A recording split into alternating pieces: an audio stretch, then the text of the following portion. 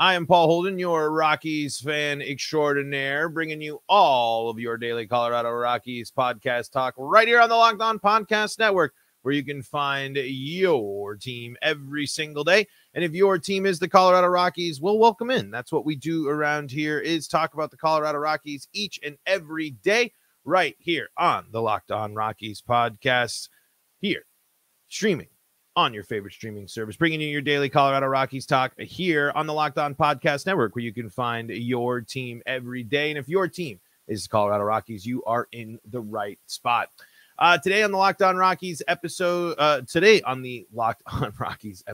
have for you, we are going to talk about the absolute just domination, destruction, basically Atlanta does everything right, whereas the Rockies, on the other hand, don't. It's the massive amount of difference that was on full display this weekend. It's a harsh reminder too, because the Rockies have these pockets, they have the injuries, you have things you can look at, but I simply don't think that there's a case to say for the Colorado Rockies that they are fully healthy on the same caliber of a team as the Atlanta Braves. And I think that's the same for a bunch of the other teams throughout Major League Baseball. But when you watch this Braves team, and when you watch them, they're a team that's navigating injuries. They're a team that's had to navigate depth. They're a team that's had to deal with issues as well. But they're a team that has a long history of success, a team that knows how to win in Major League Baseball, and an established mindset of being excellent and a great team. And when you watch a series like this one that just unfolded over the weekend, it shows you the lack of direction, the lack of organization, the lack of structure of the Colorado Rockies impacts everything. Why are the Braves constantly there? Because they make smart decisions. They develop players well. They make trades. They go after people. They believe within their organization. They do a lot more than a team that constantly only looks to within, only looks to improve from within, and only more often than not hires from within. How is Bill Schmidt's talent evaluation going that's making the Rockies be in a better spot? How is his evaluation of talent so much better than anyone else out there? Then this is the result. This is the young Rockies. And yes, they are playing. They are missing guys, and they have some guys in the future. But the Rockies' young prospects don't seem to have the same pop and swagger and circumstance and excitement and energy that these other teams and their other young players do. You continue to watch the Arizona Diamondbacks. We're about to see a young Cincinnati Reds team that's won 8 wins in a row, now getting their veteran leader back. All these other teams that have had to do rebuilds, that have gone younger, that have drafted and developed, they are building and bidding and getting themselves back into a better situation and start for this series. Or not series, I should say season, future, everything. And then with the Rockies, it's like there are things to be encouraged by. But there seems to be it's proven by the stats. It's proven by the legacy of success. And it's just on full display that on this, a team that was dealing with injuries can still be the best in their division. And that's a division leader, Atlanta. What they did to the Rockies, hitting all those home runs, dominating, crushing. The Rockies jumped out to a 5-0 lead in the finale, and that wasn't safe for more than an inning. I don't even think it was safe for half an inning. They were immediately back in the ballgame because that's a well-oiled baseball machine right there. That's a team that has purpose and direction. That's a team that has structure. And then on the flip side, looking ahead for the Rockies, they're going up against this Reds team that embraced young guys. It made massive moves. It made changes. It moved on from vets from a core system that wasn't working out in a productive way. They have sent the Reds are a completely different looking team than they used to be, and it's led by a bunch of young guys, and now they're getting their big time leader back. Arizona continues to fight for the top spot in the NL West. These are all teams that faced very similar situations to the Colorado Rockies and did different things. They were able to better evaluate. I mean, there's a lot still left to be desired, even from a lot of these prospects. The Rockies desperately need offensive help. This is a team that needs to be a much more dominant force on offense, especially when it comes to hitting home runs. The Rockies are severely lacking in power, and that is severely impacting their ability to drive in runs. This matters. All of it is connected. And when I keep looking, look at the series that are coming up here, and it tells you different tales, and it tells you different. They're all different teams with their own hiccups and issues and things that have gotten in the way, but they're all teams that right now are winning ball games, are building up instead of down, or just treading water, which it feels like the Rockies are.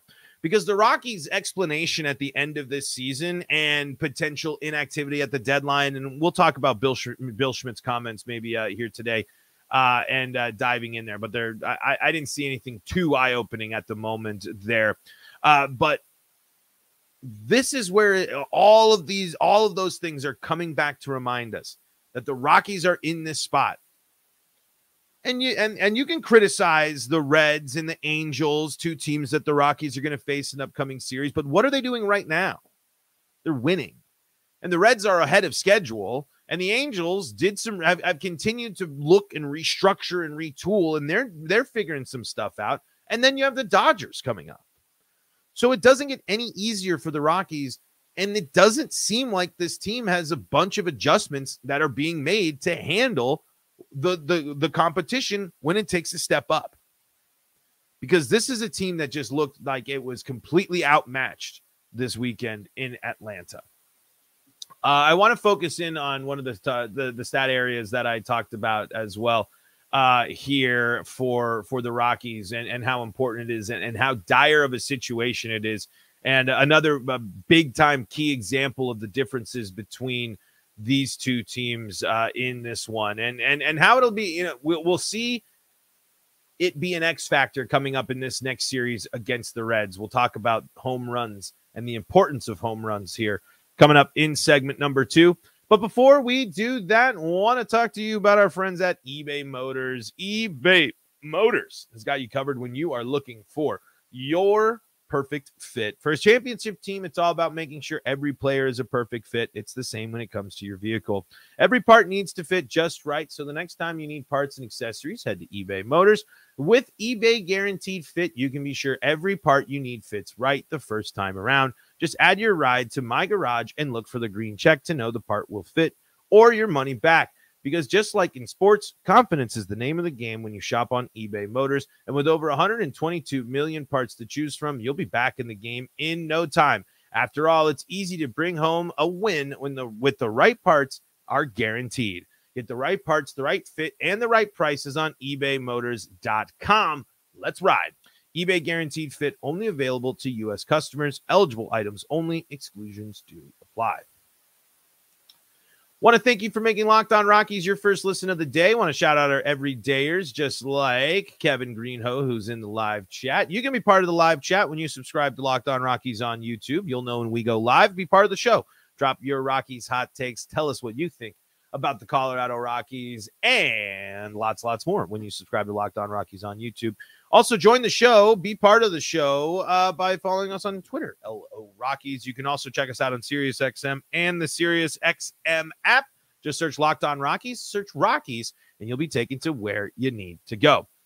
Folks, here is the main difference in a statistical category between the Atlanta Braves and Colorado Rockies, because you look at some of the other numbers and they're higher on the Braves side in just about every category, specifically when you're looking at a team slashing line and a team batting line. Much better on the OPS department, about 100 points higher in the OPS department.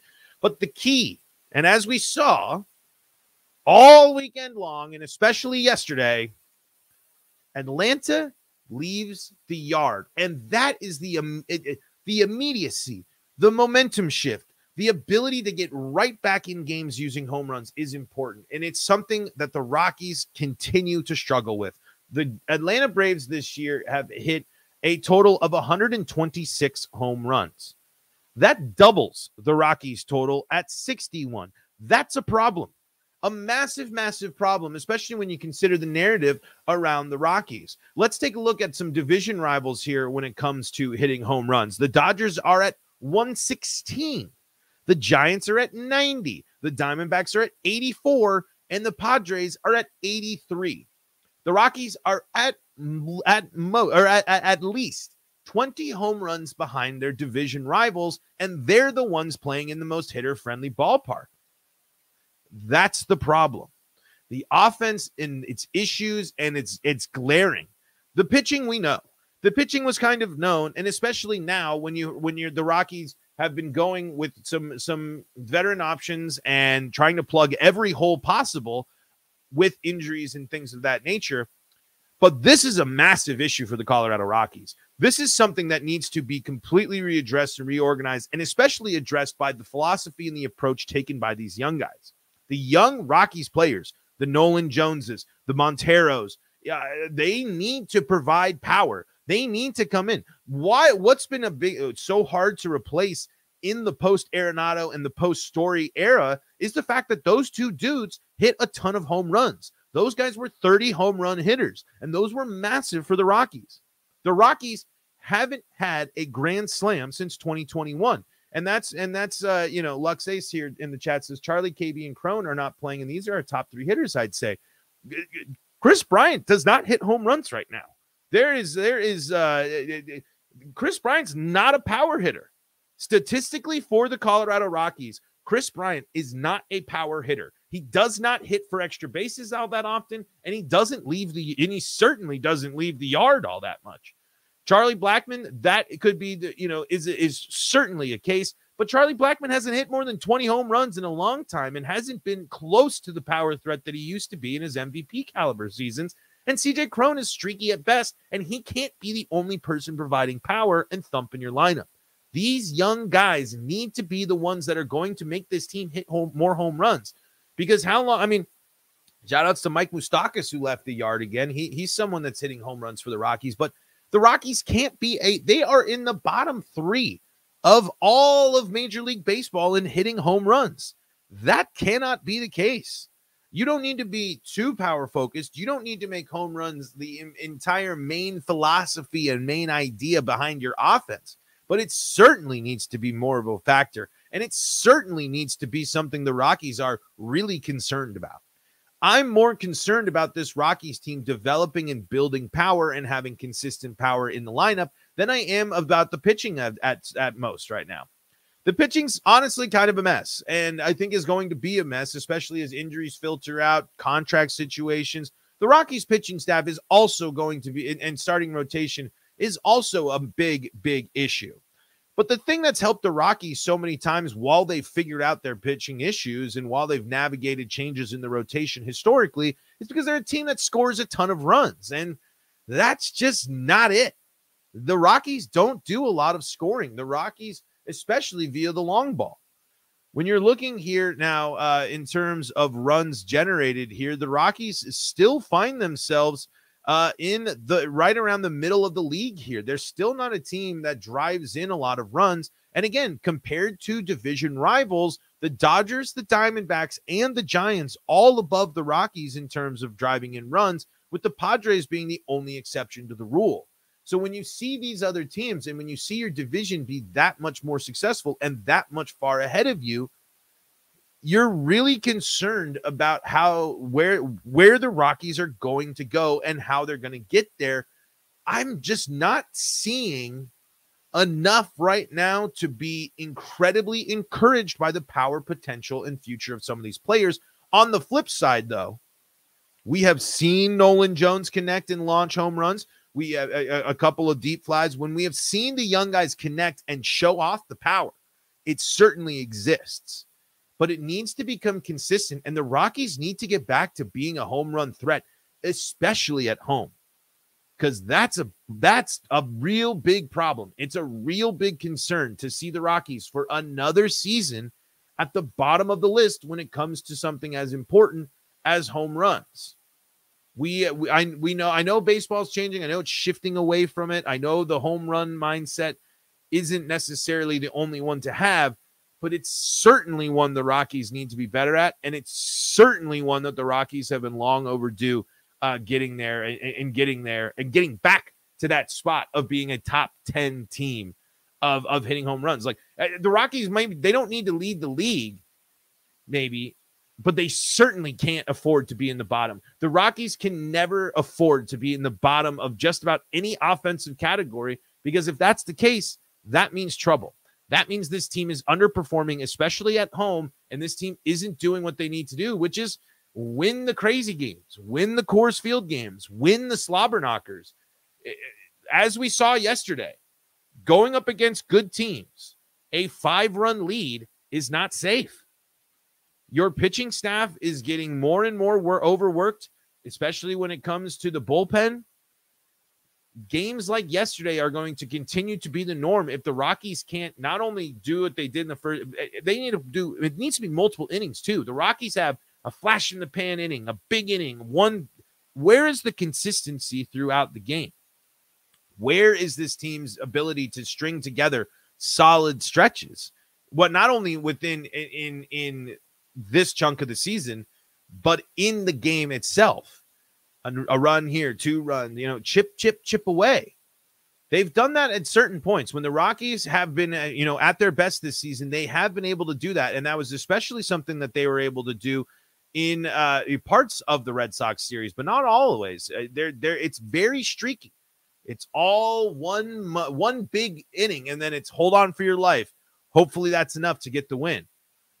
I just don't know if that's that philosophy and that mindset can't continue here on really going forward at all for the Rockies here. It's so being a bottom 3 team in home runs is just when you're at the list of absolute no-nos for the Rockies, that's one of them for sure, because as we saw, the Rockies can quickly get outmatched when a team is able to take advantage and do damage. It is simply I am in full blown when I am looking at things most concerned about for the Rockies. Of course, I'm concerned about pitching, but I'm more worried about the future of the offense, because I want to see some more. But there's lots of ball left and opportunities for these young guys to do it. And they've certainly shown moments and opportunities to get back in the groove of things and show off a little bit of that power. But I think the Blake Street Bombers certainly do need a return. Let's talk about the road to 100 losses. We'll take a little bit of a look at the live chat as well, coming up here in segment number 3 of the Locked On Rockies podcast. This is the Locked On Rockies podcast, free and streaming on your favorite streaming service, bringing you your daily Colorado Rockies talk right here on the Locked On Podcast Network, bringing all your. If your team needs a podcast covered, Locked On Podcast Network has you covered. Also, our friends at SiriusXM and the SiriusXM app. You can just search Locked On Rockies if you want Locked On Rockies coverage, or just search Rockies for the play-by-play action. They're all available on SiriusXM and the SiriusXM app. Here we go. Yeah, a good storyline for the Rockies here. So let's dive into the live chat to start off segment number 3. Luxay says Zeke had a baby yesterday, so congrats to him. Absolutely, congrats to Ezekiel Tovar. Ezekiel Tovar is away from the team right now because of the birth of his son, right? I think, was it son, daughter? Birth of a baby there in the family for the Tovar. So that is leading to the debut here for a new Rockies player. And let me get you the latest on that. Connor Kaiser is going to be up, and he is in the lineup tonight, making his debut for the Rockies here against the Reds. So that is always exciting, always very fun, always really cool to see. Congrats to the Tovars as well. And so, yeah, we'll take a little positive news, a little happy news. Let's get back here into the live chase. Kevin Greenhouse says only 3 teams below the Rocks in standings, 2 in the American League. Time to rebuild at this point. Yeah, absolutely. I mean, we'll need to take a look at some of Schmidt's comments, I think. Let me see if I can pull some up here. And I didn't go away feeling like the Rockies are going to be very active at the deadline. I mean, it is something that I just am not sure that we felt. I'm trying to get some of the tweets here. I wonder who's watching. Someone was tweeting about it. Hold on. It's the Rockies have to commit. I mean, I even tweeted about Ryan McMahon being a possible trade option after he hit another monster home run. Ryan McMahon's hitting the ball well and continues to play well. When you're looking for a nice positive, another positive storyline. Ryan McMahon's continuing to string together a really, really, really solid season this year. Again, not too flashy, but we're seeing the Ryan McMahon that we really want to see, and the Ryan McMahon that I think is he's fully capable of being. And again, that defense on top of it here. But it is. Let's see. I'm trying to see if it's on this thread. Sorry, I'm continuing to scroll through here because it was pretty early on. I think it was in like the first season. Oh, another thing too for the Rockies, Denilson Lamet is DFA'd. It's kind of your news and notes things, and I would keep looking at the Codify Twitter, because every single time I have looked at the Codify Twitter, it is been a tweet where the Rockies have been at the bottom of the list. It is just not been fun to see here, and I'm just having a heck of a time trying to find any of these Bill Schmidt comments, but I'll find him, and we'll do more of a look in a future show. And dive into it, because he did join the broadcast this weekend as the Rockies were just getting shelled. I wonder what thought processes do go through his head when he's watching his team just get throttled by a team that is just one of those machines that has just been so good since the 90s at this point, continues to be a consistent division leader. I know the division ain't that great, but really interesting moment, I think, to be Bill Schmidt there, just watching the Rockies get blown out there in Atlanta. Luxay says, I would love to see our infield being Rogers, McMahon, Tovar, and maybe KB first, because most people think Tolia is like Sam Hilliard. Not sure how I feel about it. Chris Bryant ain't playing first base. Chris Bryant's going to play outfield. He's going to be right field until his contract is up at the times that he plays. He's got no interest in playing first base. You're going to play Tolia there or Montero. You can put Tolia as a DH or Montero as a DH. I don't think the Chris Bryant situation is continuing to get more and more convoluted and more of an issue for the Rockies, because what the heck are you going to do with Chris Bryant, especially if he can't stay healthy? I mean, I'm sure he'll be back, but it's another season of this is the norm. We cannot count on Chris Bryant being a savior. We cannot count on Chris Bryant changing this around. We cannot count on Chris Bryant to be the guy to fix the Colorado Rockies. It's not going to happen until the guy can stay on the field for 3 months straight, until he can play more than 3 weeks in a row without aggravating some sort of an injury. The Rockies can't sit there and rely on Chris Bryant to be the guy to turn it around. They can't rely on CJ Cron to be the guy to turn it around, because he's dealing with health issues now, And he's been dealing with streakiness and a decline in performance since the middle of last season. You can't count on Mike Moustakas to be the guy because he's an aging vet as well. You can't count on Charlie Blackmon because he's out for most of the season. You have to be able to count on these young guys, and it's encouraging again to see them continue to sit, to go back and play these guys. But there's a lot of other teams that went young, that embraced their prospects, that have called people up, that have gone to some of their system players and seem to be in a much better position than the Rockies. And after last weekend, and when you look at strength of schedule, when you look at what the Rockies have to go through the rest of the season, this team is certainly back on the track to 100 losses. The good feelings of May are washed away. I mean, this is a team that has just been dominated again. I mean, this is another stretch where the Rockies are just drowning. They lost, what was it? They lost, let me count here. 1, 2, 3, 4, 5, 6 in a row before winning 3 in a row. And now they've lost another 5 in a row. I mean, they're 15 games back from the division. They haven't won 30 ball games yet. Their winning percentage is below 400.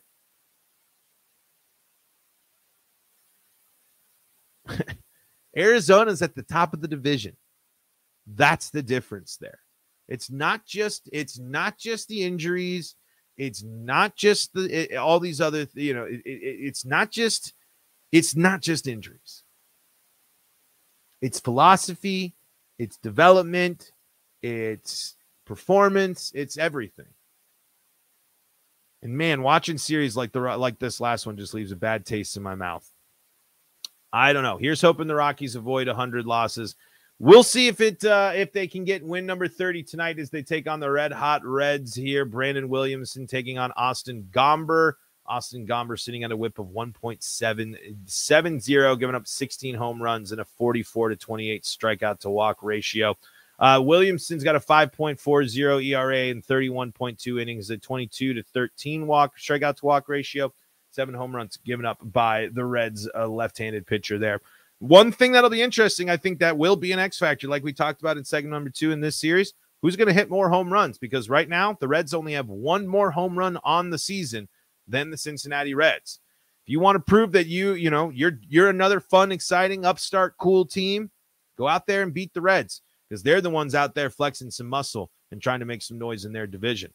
We'll be breaking all things Rockies down right here on the Locked On Rockies podcast, bringing you your daily Colorado Rockies talk. That is going to do it for today's episode. Thank you all so much for joining us. We are free and streaming on your favorite streaming service. You can find us on the Locked On Rockies YouTube channel as well.